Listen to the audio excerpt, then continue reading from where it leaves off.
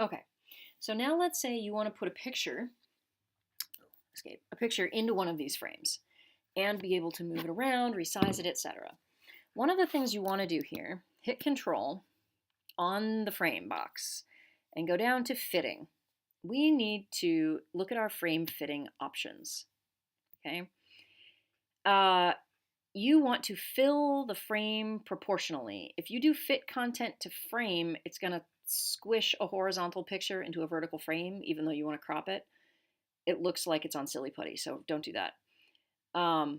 Fit content proportionally could work, but we want to fill the frame proportionally, so pick that one. We're not going to worry about cropping anything because you can do that later, and it's more of an auto fit scenario. Okay, so we're going to hit OK, and then let's say I want to place. Okay, you can also do Command D, right, to place. Go find your photo. No problem, this one's kind of big, but whatever. So it popped in here. Now if we double click on that, you can see where the rest of the picture is. It's a horizontal picture, so it's not fitting in here great. I can move this, however, you see the blue box moving? That's the whole picture. You can move it accidentally, so it doesn't fill the frame anymore. Or you can move it around until you like what you see. You can also use your arrow keys when it's selected like this to move it a little more accurately, etc., etc. That kind of thing. Then you can double click and you're good to go. You can also, if you wanted to say zoom in a little bit on it, you can do this, double click again so we can go back to moving things around.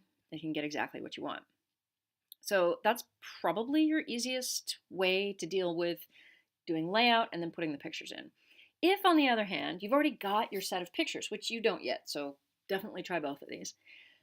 Let's say you were doing the baseball page, you had all the baseball pictures, you were ready to go, you knew what you wanted and where you were going to put it. You could just File, Place, grab your photo.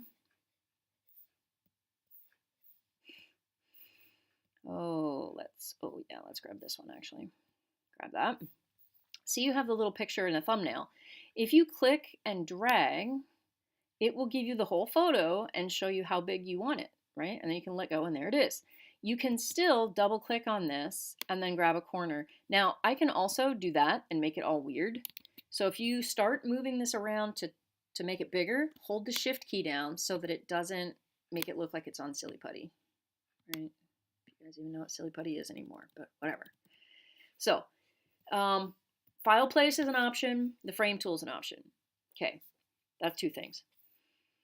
Third thing, text. Here's your text. You can do any number of things with text. You can make a text box. If you make a text box, fabulous. It'll give you your cursor. You've got, more fonts than we even know what to do with, right? We'll have to pick one at some point that we all like, but we can do that. Pick a size that's a real size. Regular's fine, yada, yada, yada. So you can, this is size 10. Whoa, that's a really big space. Okay, so that's your line space up here. You can auto, or we can be like, it's size 10 font, I want size 10 spaces. Or it's size 10 font, I want size 11 spaces. So we can make all kinds of choices there.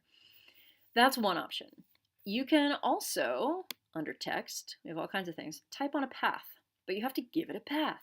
You're like, what's a path? My favorite way to make a path is with pen tool, because I use pen tool all the time. You could do like dot, dot, dot, dot, hit return, oops, dot, dot. Oh, I might have to tell it to have, that's why it disappeared. It has no stroke. We would like a stroke, please. Doesn't really matter what color it is. Okay, oops. Fine. So now I can go over here, type on a path. I can find my path. You get the little plus mark.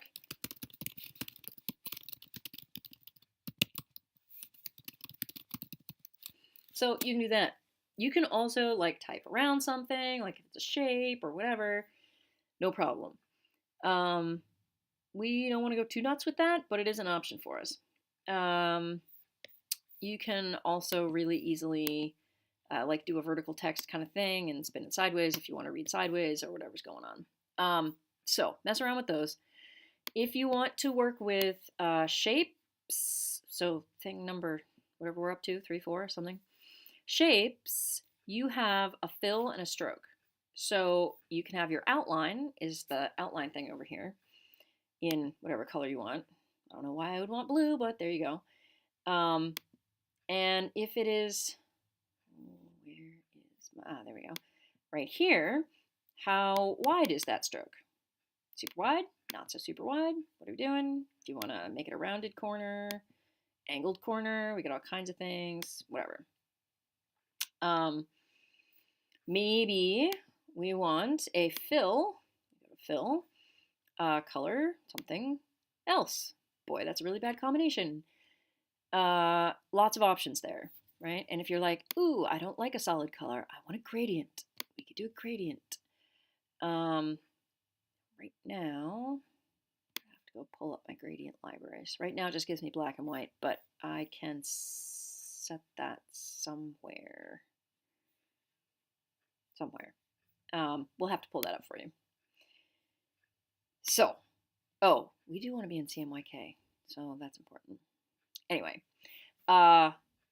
hopefully, hopefully this is enough to get you going. If you also want on your, we talked about doing a frame, not a frame like the Xbox, but a frame around the photos.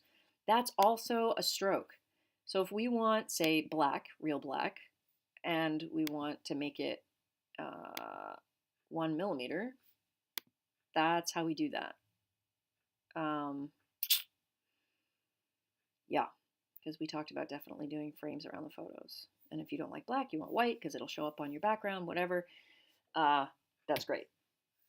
So I would say mess around with photos, sizing, placing, text, gradients, boxes, your shapes, right? You do have other things. You have ellipses and polygons. If you know how big you want something, right? An ellipse, if you just click and drag, you get an ellipse. If you shift, click and drag, you get circles. Oops, cancel. You can also tap and type in, like, I would like a 4 centimeter by 4 centimeter circle, please. There's my 4 centimeter circle. Yay. Now, let's say I wanted to do, this is actually cool.